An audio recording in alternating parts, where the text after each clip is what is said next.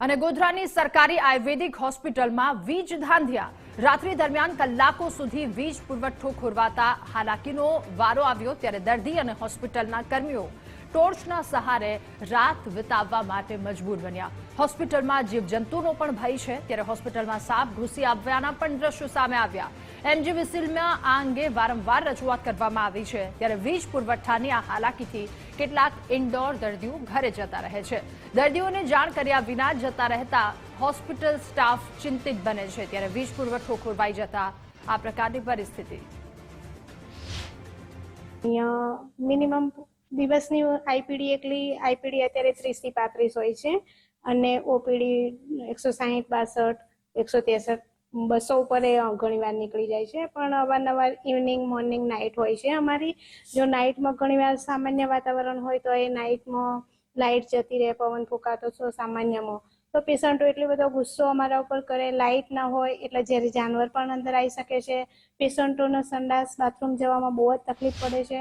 પહેલા દાખલ થયા હતા તો લાઇટ તો નથી રહેતી, એટલે અમે પાછા જતા રહ્યા. અને પરમ દિવસ સાપ આવ્યો હતો, આખા હોસ્પિટલમાં દોડાદોડ થઈ રહી હતી, એટલે અમે પાછા જતા રહેવાનું બેનને કીધા વગર અમે પાછા જતા રહીએ છીએ. અમે 15 દિવસથી પહેલા દાખલ થયા તે વખતે લાઇટને ગજબ પ્રોબ્લેમ હતો.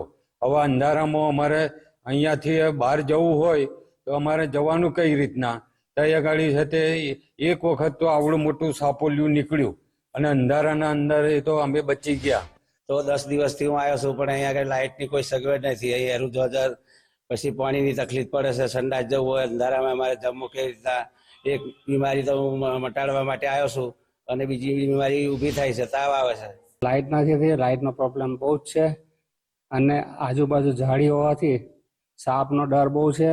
વત્તા પંચકર્મ કરે એટલે ચડાવે તેલ, એટલે સંડાસની તકલીફ, પાણીની તકલીફ, બધું બહુ હેરાનગતિ છે.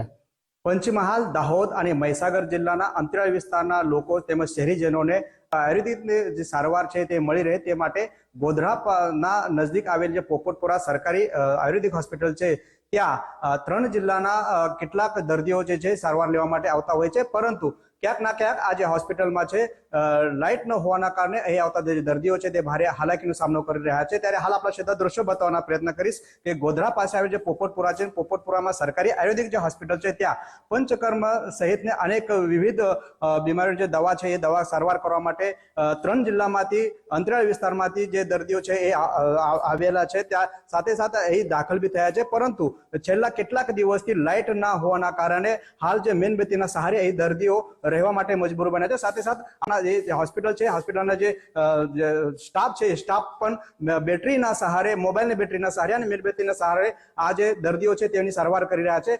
અનેક વાર અહીંના સ્થાનિક જે અધિકારીઓ છે, અધિકારીઓ દ્વારા અનેક વાર વીજ કંપનીને રજૂઆતો કરી છે, પરંતુ હાલ સુધી વીજ કંપની દ્વારા કાયમી નિરાકરણ લાવવામાં નથી આવ્યું. ત્યારે ક્યાંક ના ક્યાંક દર્દીઓમાં પણ ભારે રોષ જોવા મળ્યો છે. ત્યારે હાલ અંધારામાં અહીંના જે દર્દીઓ છે મચ્છરો વચ્ચે રહેવા માટે મજબૂર બને, ત્યારે હાલ દર્દીઓ સહિત જે હોસ્પિટલનો સ્ટાફ છે તેઓ માંગ કરી રહ્યા છે કે વહેલી તકે આ જે સરકારી હોસ્પિટલ છે, સરકારી હોસ્પિટલમાં કાયમી સ્વરૂપે લાઇટની સુવિધા કરવામાં આવે તેવી હાલ એના દર્દીઓ અને સ્ટાફ માંગ કરી રહ્યા છે.